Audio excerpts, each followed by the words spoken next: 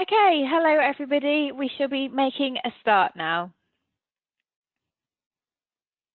So a warm welcome to you all, and thank you very much for joining us today on the webinar about flexible working and understanding your employer obligations. So we always begin by just introducing ourselves quickly. So thank you very much to those of you who have joined us before. And for those who haven't, just so you know who you are listening to, my name's Karen. I'm the HR Knowledge Manager at HR Solutions, and I am leading this webinar session today. So it's my voice you are going to have to get used to. And I'm joined by my lovely colleague, Ateem Arden. She is our digital marketing executive. She is just going to be here in the background in case there should be any technical problems. Hopefully there won't be any, of course. But if you do have them, if you perhaps use your control panel just to let her know, in case it's something that is affecting everybody, then it just alerts us to that, and we'll see if there's something we can do our end. She'll also be collating any questions you might have. So as we go, feel free to send those over, again, just using your control panel, and I will look to get back to you shortly after the session. So please do pop them over because we do like to get questions in. We are also recording this session too, so if you would like to watch it again or arrange for your colleagues to watch it again, then you can do that. So they will be made available on our website, and we also make a copy of the slide deck available too, in case you think that would be helpful for any notes and things like that. All right, so that is us introduced. This is going to be the content of the session. Okay. And we always start with some aims as well, okay? I think it's good to start out by thinking about what we're trying to achieve. So hopefully by the end, you will agree that we will have identified when someone can make a request for flexible working. We're going to have improved awareness of what an employer's duties are. You'll understand how a request should be handled. And we will also have considered when an employer may refuse a request as well. All right, so let's get started. I'm just going to begin today by doing a little bit of an introduction to the topic. So, you might agree that generally it is the case that modern working practices are moving toward the ever-increasing trend of flexible working, okay? And indeed, major job search websites are actually reporting that keywords linked to flexibility are now common search criteria used by applicants, okay? So this is something that's becoming more and more prevalent all the time in terms of what candidates and job hunters are looking for and what a number of employers are looking to offer in order to attract those candidates. And from a legal perspective as well, there have actually been a number of government consultations going on discussing the possibility of requiring employers to give more flexibility in the future. Okay, so it's very much the case that the future looks flexible in employment. They're even considering introducing a potential duty, so a legal obligation on employers, to advertise whether a job can be done flexibly or not. Okay, so not only is it something that's being looked for at the moment, it may actually become a legal obligation to state whether or not a job can be done flexibly. And so it's something employers will always have to consider for pretty much every job right from the outset. But today, we are going to specifically look at brushing ourselves up on the existing statutory right to request a change to working patterns, okay? And it's this that we are going to be focusing on. So, the statutory right then.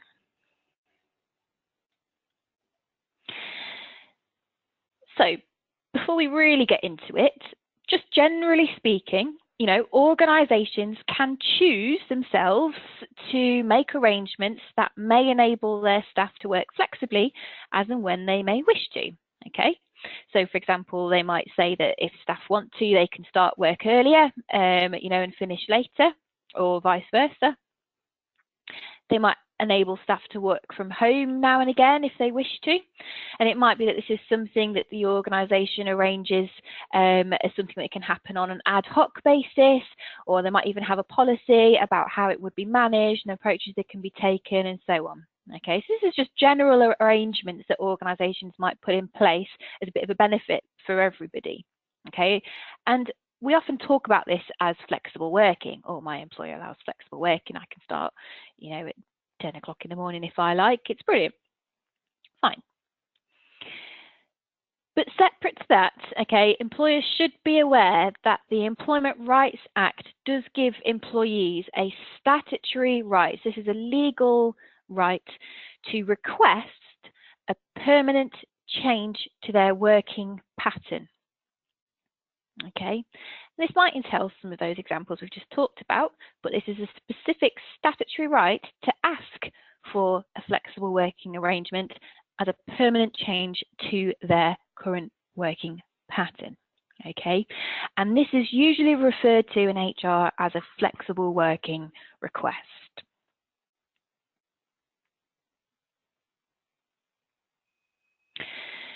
So this right to make a flexible working request allows eligible employees to ask for a change to the hours of work that they do.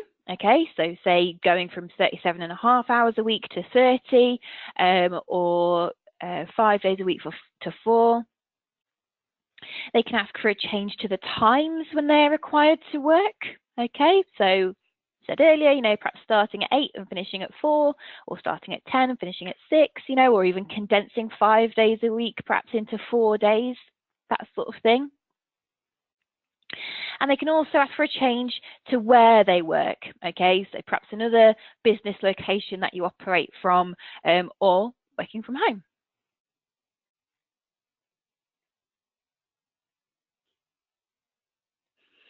So I said it was eligible employees. So let's have a look at this in a bit more detail. Eligibility then. So employees must be eligible to make a statutory request. Not every employee is entitled. Okay. So firstly, I've said this a few times and it's not by accident. Okay, they must have employee status. Okay, as opposed to worker or self-employed. Now, if you're not sure, then please do double check. Okay, often sometimes people are called workers, but they're really employees in the eyes of the Employment Rights Act and the law. So do double check.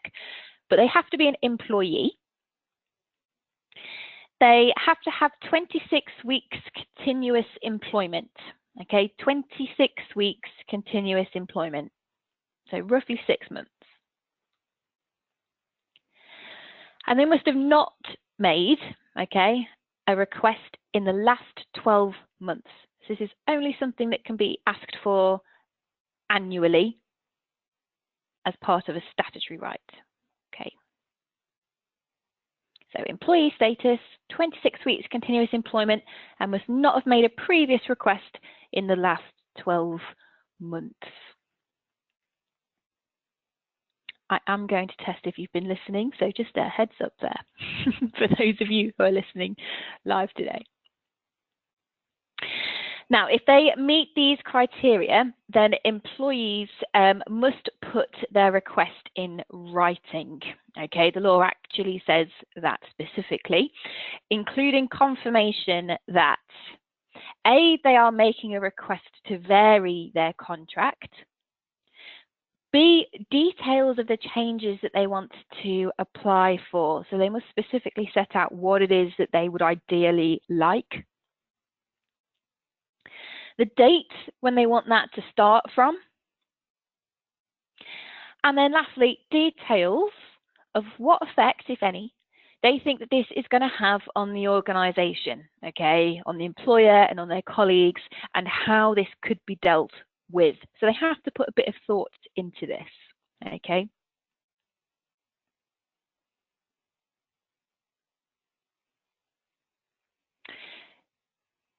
Now, as you can imagine, this is quite a few things to expect an employee to do. and it's not usually the case that employees fully know their rights or how to assert them.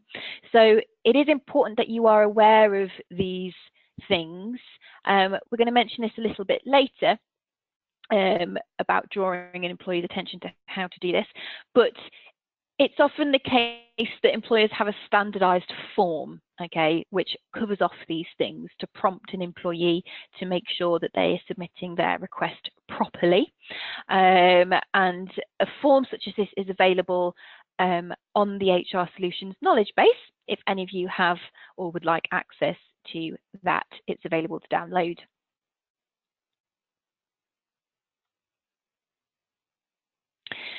So those were the eligibility criteria and what they have to do to make that request. Now, if they don't meet those criteria, okay, then of course somebody is still free to ask you if they can make a flexible working request, but they just would not have the legal right to do so, okay? So it would be up to you to decide whether or not this is something you want to accommodate or not. Okay, so I forewarned you that I'd be testing you. So if you want to get involved, then feel free. For those of you who haven't joined us before, this is just something we do in a lot of webinars for a bit of fun, as she says, in inverted commas. I think it's fun, so you have to do it. But I'm going to pose a question and some possible answers for you, and I'll launch a poll so you can submit your answers. And I'd never reveal who has said what, but just get a general overview of what the feel is amongst those listening live today. So my question is, who is eligible to make a statutory request for flexible working? And I'm going to give you 3 scenarios, and I'll eventually ask you to tell me who you think can make a statutory request. Okay, and you can select all that you think apply. Firstly, then we have Marie. So Marie has been on maternity leave for the last year. Okay, and she is due to return to work shortly. Now, she is written in to ask if she can return to work on a part-time basis. So firstly, we've got Marie. Next up, we've got Jyoti. She is in the middle of her 3-month probation period, and she's concerned that she's not going to be able to commit to the hours of work that she is contracted to. And lastly, we have Stefan. Okay, so he asked to have his hours of work changed 9 months ago so that he could collect his child from school. Okay, and this was agreed by the employer. He's now written to ask if he can revert his hours back again to what they were before. Okay, so I am just going to launch a poll then, and you'll have those names of the employees, and you can select all who you think have the statutory right to request flexible working. So you should now have a blue window popped up, and you can select all who you think have the right. So do you think Marie is eligible to make a statutory request? Do you think Jyoti is eligible to make a statutory request? And did you think Stefan was eligible to make a statutory request? Okay, so I will just give everybody a few moments to have a think and to take part if you want to. Okay, so we've had quite a lot of people put in their votes already actually, which is great. So I'll just give you about 5 or 6 more seconds to have a think if you want to get involved. So we have Marie on maternity leave, Jyoti in probation, and Stefan, who changed his hours 9 months ago. Okay, lovely. So I'm just going to look to close that off then now and share with you the results. So we've got 97, we've got a vast majority there saying Marie is eligible to make a statutory request. 8% of you saying Jyoti and 11% saying Stefan. But most of us think that Marie is definitely able to make a statutory request. Okay, so I'm just going to hide those. Hopefully you should now see the presentation that we were on before, and I'll just skip forward to the answer page. Okay, great. So the answer is Marie. So congratulations. We've pretty much all got there. Marie is eligible to make the statutory request. The other two were not. Okay, and I'm just going to explain why, just for clarity. So Marie, we know from her situation, she is going to have over 26 weeks service. So she ticks that first criteria for eligibility. She's an employee and she's not made a request in the last year. So yes, she can make a request. Jyoti, so she does not have 26 weeks service. She's still in her probation period, and so she's not eligible to make the statutory request. And Stefan, now the reason he can't apply for it is because he has made a request in the last 12 months. So he has exhausted his right. Okay. So those are the reasons for that. Now, of course, you would still be able to consider the requests of B and C if you wanted to, but they just wouldn't have the legal right to request flexible working because they don't meet the eligibility criteria. So I hope that was an interesting thing to get involved in. Lovely. All right. So we're now going to move on then and look at employer duties. So there are some specific legal obligations on employers here. Okay, and we're just going to have a look at some of the key ones that are in the Employment Rights Act. So, in summary, firstly, we've got the duty to objectively consider the request. Okay, so for all eligible employees, employers do have a legal duty to consider a request objectively. Okay, so employers aren't just able to simply decide that they don't want to agree a request and just write and tell them, no, sorry, you know, that's not something we do here. More consideration would have to go into it than that in order to meet your legal duty. Secondly, there is actually a specific duty to give an outcome, which might sound obvious, but if you were ever thinking about, you know, just not responding, or if you forgot to respond, you know, and confirm an outcome, then that would be in breach of your legal obligations, okay? So when we give an outcome, it must be either to accept the request, you know, and give a start date and confirm any other details that might have been agreed, or you confirm a compromise that was agreed between you, usually at the flexible working meeting, and that might include a trial period, you know, to test out the arrangement. Or your outcome is going to be to reject that request, setting out the reasons why. Okay, and we'll talk about that in much more detail a little later too. Next up, okay, employers must all be very aware of a 3-month time limit that exists, okay? So the law gives you 3 months from receiving a written request to handle it, and that does include any appeal that might come about as well, all right? So it's important to deal with a request promptly, just in case the process becomes protracted for that reason. But if the employee agrees to it, you know, it can't be forced agreement. If they mutually agree, then you are able to extend that time limit. So I would definitely want to be getting that agreement in writing. A good example of when a trial, of when a time limit can be extended is if you're going to offer a trial, you know. So you perhaps saying, well, look, you've submitted this request. I'm not sure how it's going to work out with you not working on a Wednesday every week. You know, let's see how it goes and review it in another 3 months' time. You know, then it's fair enough that you're not going to be able to initiate, have a meeting and do a 3-month trial and do any appeal after that within a set 3 months. So you can agree to extend it in order to allow a trial period to run. Great.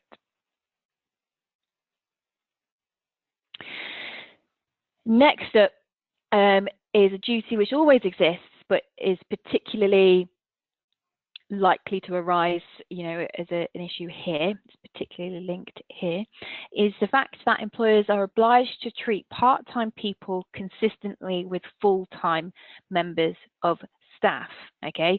Part-time workers are protected in law specifically from being treated less favourably. So as flexible working requests tends to entail somebody reducing their hours, then we've got to ensure that we don't fall foul of this duty here, okay? So make sure that any pay, which is intrinsically linked to work, and benefits as well, are going to be fairly prorated when someone's working hours are going to be reduced, okay?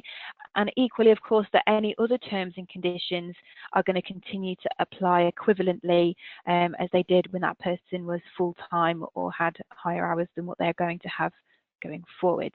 Okay, so we've got to make sure that all terms and conditions still apply fairly and equivalently to full-timers.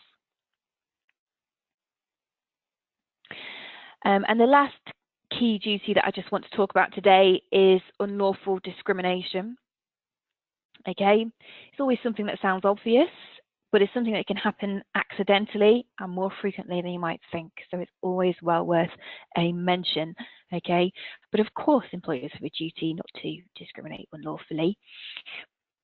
It can quite often crop up in flexible working, and I'll give you an example, okay? So if a woman makes a request to work flexibly to reduce her hours because of childcare needs, okay, she is likely to be able to make a successful claim for sex discrimination if her employer refuses a request unreasonably, okay?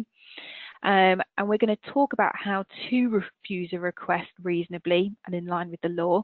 But if somebody didn't follow that process, okay, and didn't do it reasonably, she would very likely not only be able to bring a claim for flexible working, but also a sex discrimination claim as well.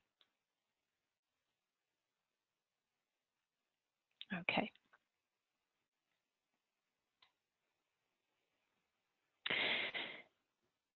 So let's have a look then at handling a request. I would say that it's important to start out by recognizing when an employee is making a request, because they're not going to make it easy for you and say, hey, I'm asserting my statutory right to make a flexible working request, please. They're going to say to you things like, I'm really struggling at the moment with my current working pattern, or I think I might need to reduce my hours, something like that. Now, all right, they do have to put their request in writing, and the law requires that. And yes, it's not necessarily up to you to spoon feed your employee, but employers are expected to have, awareness of these sorts of rights and to facilitate them. So again, this is why quite often employers have forms. So you could say to somebody who's making those kind of noises, look, if you do want to make a request for a permanent change, go on the intranet and download that form and put it in for me. Something as small as that is you discharging your duty then to guide that employee to understand their rights and how to do it. And you don't have to spoon feed them any more than that, okay? But just, be aware of these kinds of noises and then prompt somebody to make a request in the appropriate way. You don't have to keep reminding them if they're not putting the request in. If you think someone's perhaps going to be a bit of a troublemaker though, maybe just tell them and put it in writing so you've got your evidence that you did the right thing. That never usually is something we have to worry about. Next thing to think about then, so we've recognised a request or we've got one in. Timescales. So there did used to be very specific deadlines for certain stages. It's so long after receiving the letter to arrange a meeting. It's so long after the meeting to come back with an outcome and so on. And it was quite rigid. But this did change a few years ago, making the process much more flexible. So that's great. The only deadline then we have to worry about is that 3-month time limit that I spoke about earlier. Okay. But remember that we have to deal with any appeal within that time frame as well. Now, any HR process ought to be fair, and there are key things that need to be considered in order to make a process fair. So this is just good advice for any HR process, but especially when dealing with a flexible working request. So that's what we're talking about today. Always consider consistency and fairness in the circumstances. Okay, so consistency, how have requests been handled in the past? How do we want to handle requests in the future? Is anybody going to be able to try and argue we've treated them differently for some reason in our approach or our decision making? And then fairness in the circumstances, okay? So you might treat every employee consistently, but there might be one employee whose circumstances are such that actually they warrant you treating them a little bit differently, such as making an adjustment for them to ease the process, for example. Next up is to consider whether or not there's any applicable ACAS code of conduct to follow. And then to consider any existing policies or procedures you might have, because the last thing you want to do is fall foul of not following your own policies and procedures, okay, especially if they are contractual, because then we could be in breach of contract. So these are 3 golden rules to always consider when thinking about how to approach a process, okay. Now, I can tell you that there is a specific ACAS code of conduct for flexible working, and this advises on the process and does make important recommendations. One of those, as I've detailed here, is the advice to allow an employee to be accompanied at a flexible working meeting. Okay, so if you do get any requests, then I would certainly look to familiarise yourself with what the code says here, okay? And I've actually attached it as a handout for you. So if you look at your control panel, and you can either do this now, or you can do it when you've got a few moments at the end of this webinar. So you can have a look on your handouts section, and there is a PDF there of the code if you would like to download it. Okay. And it is well worth having to hand. So I hope that makes things a little bit easier for you and helps you out.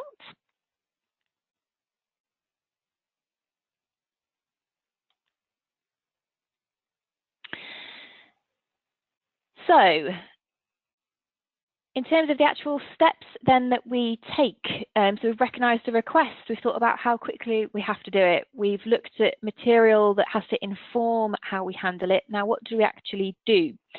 So here are the steps. We need to be quite prompt with them to bear in mind that time limit. And of course, with regard to your existing policies and procedures, if you have them, and the ACAS code, most processes are generally going to look like this. Okay, so firstly, receipt of a written flexible working request, followed up by a written invitation letter to a flexible working meeting, a trial period, if appropriate,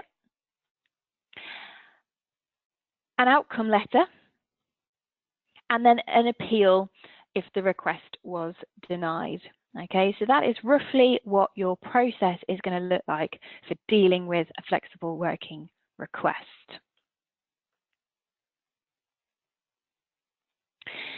Now, if you're looking at all that and you've got a request in front of you that you think, well, actually, yes, I know I can agree that. Do I really have to go through all that rigmarole, Karen? Well, actually, no, you don't have to, okay? If you're happy to agree a request outright, there is no requirement on you to have a meeting, okay, as verified by the ACAS code. So you've got the green light from them, absolutely fine. What I would just say, though, because I am me, and I like to caveat everything, I'm afraid, I'm one of those people, but to be consistent in your approach, you know, again, just to avoid anyone saying, I feel like I've been treated differently, and you having to then scrabble around for justification for that, it may still be worth going through the motions, you know, quick letter out, quick meeting to agree it, completely removes any risk going forwards.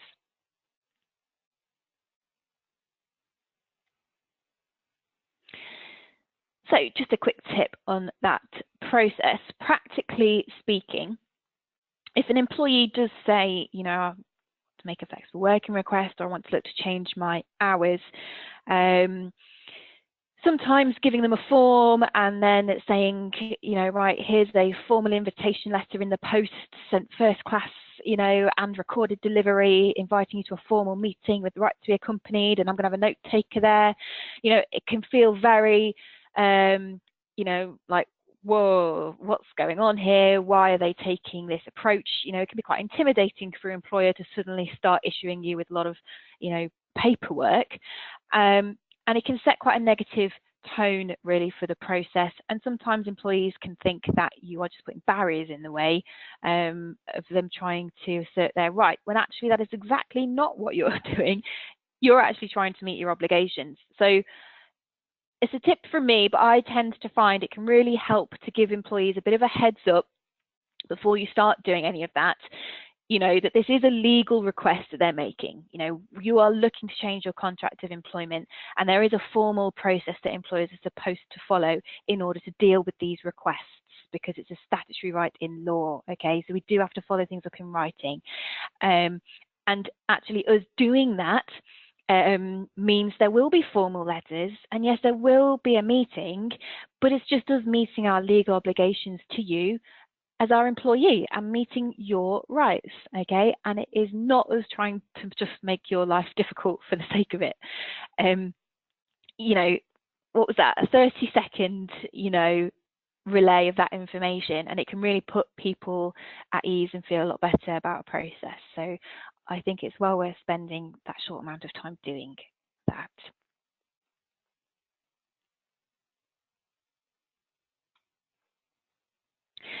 So that's looking at how to handle a request that you get in. Now, can you refuse it? And when can you refuse it?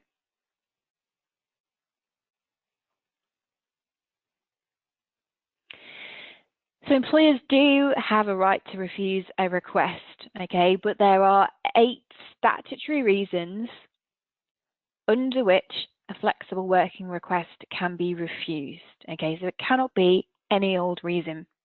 There are 8 specific legal reasons under which a request must be refused if you cannot accommodate it, okay. So these are the burden of additional costs, an inability to reorganise work amongst existing staff,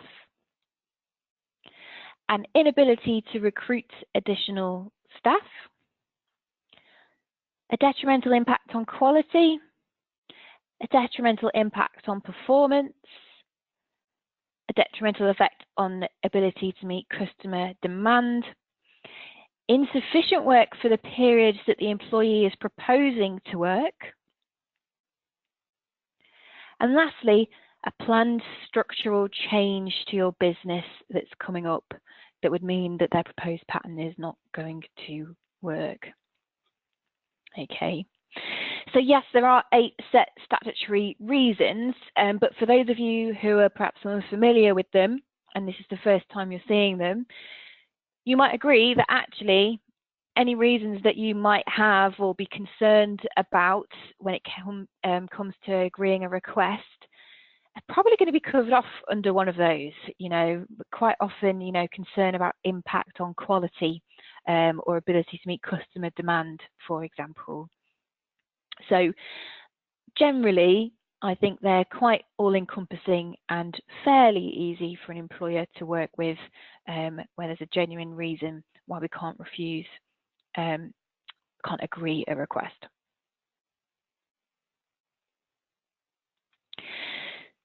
So if you do identify at least one of those statutory reasons, okay, we do have to take it one step further, and you must have a legitimate business reason which fits, okay, one of those 8 statutory ones. So you wouldn't be able to just have a nice, you know, invite to a flexible working meeting letter, have a meeting, paying the employee lip service and then issuing an outcome letter and picking, a bullet point or two off the previous slide.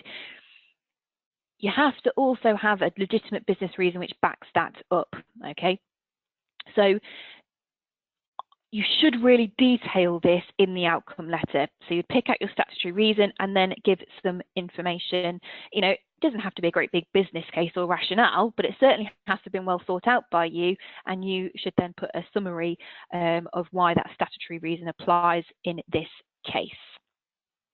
Okay, so just some quick tips here. I would always suggest giving at least 2 of those statutory reasons and backing them up with your business reason. A lot of them link together, so you probably are always going to have at least 2.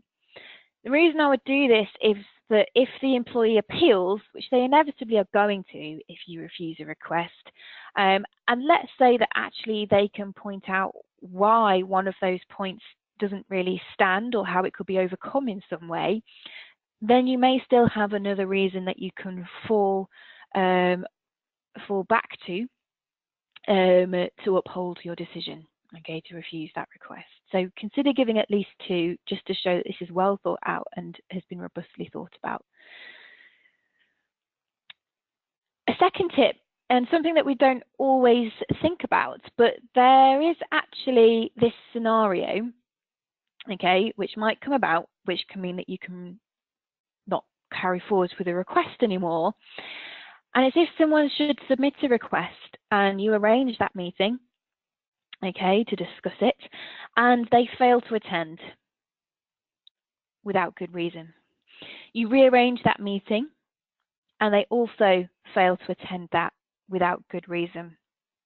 Okay, and be this the actual flexible working meeting itself or an appeal, okay, you can then conclude that they have withdrawn their request. Okay, now if you do make that decision though, you must inform that employee, and I would recommend that you do that in writing. Okay, so you must inform the employee of that decision if you decide to conclude that they have withdrawn their request. So at this point, I'm just going to give you an option to get involved again with a second and final poll for the session. And I'm going to run a straightforward pick the true statement poll. So which statement is true? A, eligible employees are entitled to flexible working. Or B, eligible employees are entitled to request flexible working. Okay, so I'm just launching this poll. So again, blue window should be popping up just now, and you can select the one which you think is true. And I'll just give you about 10 seconds on this one because hopefully you're all going to get it right. No pressure. Lovely, most of you have voted already, which is brilliant. So I'll just give you a few more seconds if anyone wants to have a go. Fantastic. Okay, so I'm just going to look to close that off then now and share. So we have got 100% going with B.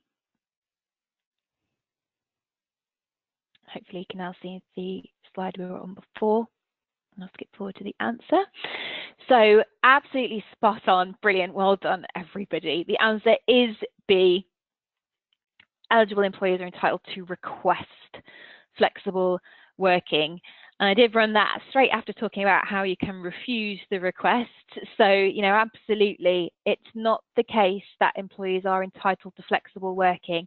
And it's well worth clarifying because it is a common question. Someone's put in a request, do I have to accept it? No, okay. We've clarified it then now in this session, and as you can see, we've gone through the reasons why you can refuse it. The statutory right is only to request. People are not entitled to it automatically at all, okay? But you would need one of those 8 statutory reasons to refuse it lawfully and an objective justification for that. Lovely.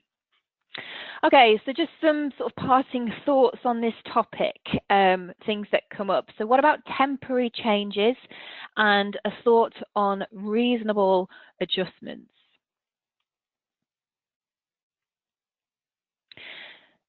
So we've established earlier on, flexible working request, the statutory right is about making a permanent change to a working pattern.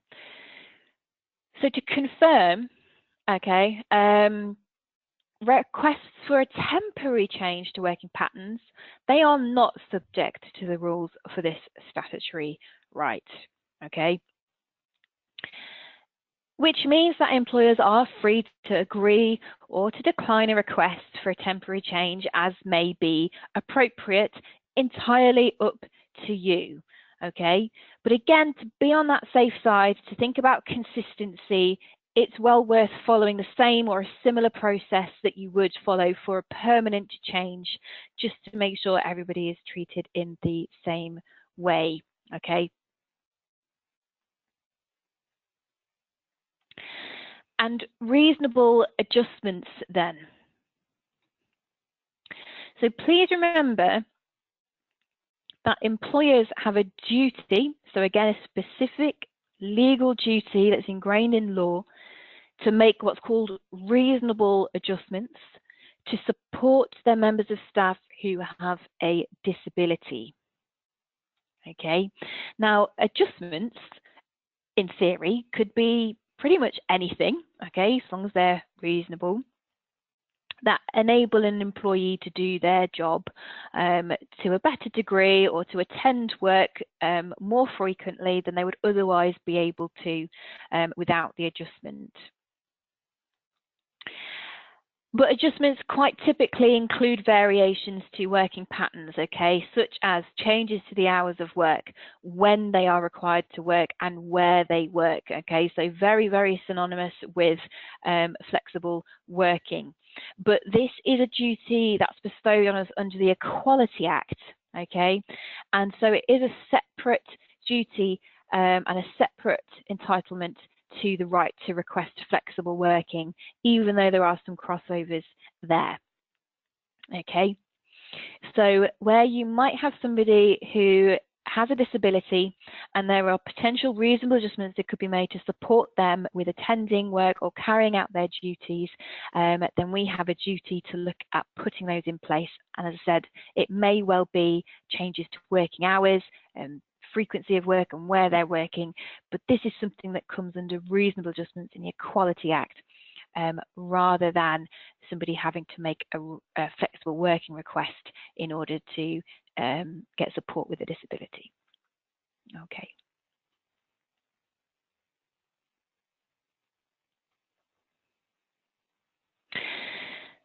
And a bit of doom and gloom to end on, but detriment. Okay, again, just something that we don't always think about, but is an area of risk. And so I want to just have a word on it to try and minimize that risk for you in the future. So again, similar to pretty much all statutory employment rights, this is just good advice all around. But if an employee makes or even proposes to you that they might make a flexible working request, okay, then they must not be treated any less favourably for doing so.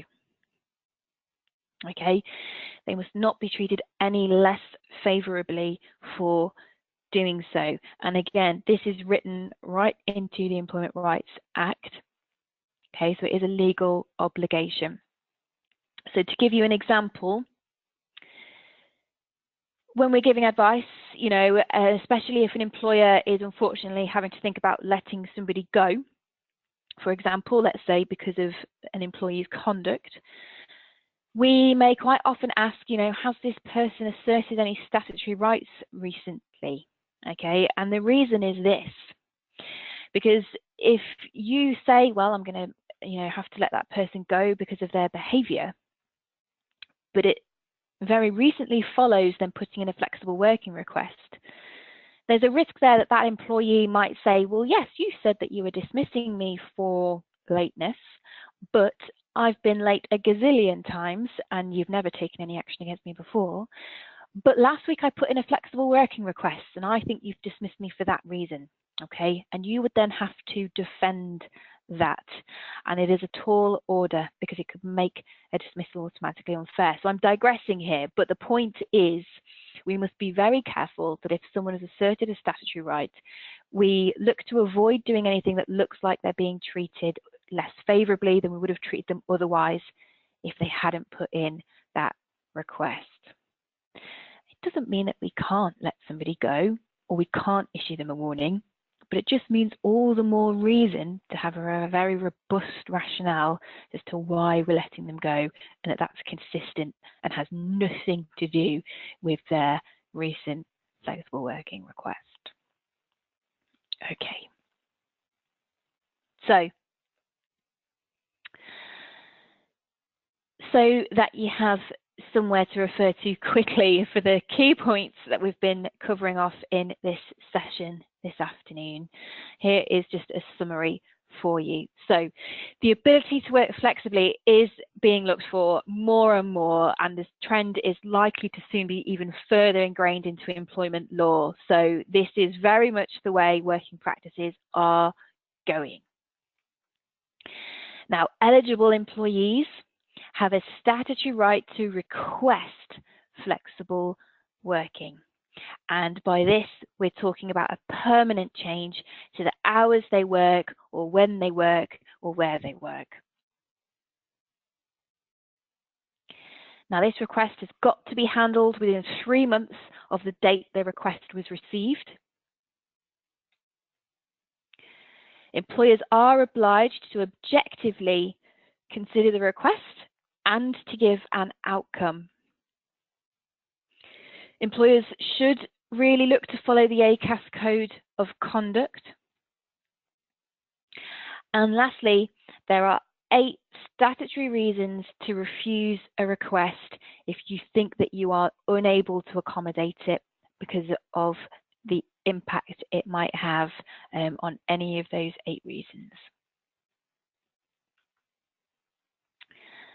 And that brings us to the end of the session. So I really hope you've got something useful out of that. Clients, please do contact us in the usual way. If you have sent us a question over, thank you very much. I'll be pleased to review them and I'll get back to you shortly afterwards, ideally this afternoon or tomorrow. If you haven't submitted a question yet, you can get in touch with us using the details on screen, or you can quickly try and pop one over now on the control panel. Remember, if you would like a copy of the slide deck or for us to point you in the direction of a recording, again, get in touch, but it will be made available on our website. Just so you know, we have a service called a HR Knowledge Base, which is a portal full of resources, including articles on how to deal with a flexible working request in a greater degree of detail, as well as supporting letters, forms, and documents that you can use. So if you're interested, please do get in touch and let us know, and we would be pleased to show you around that site.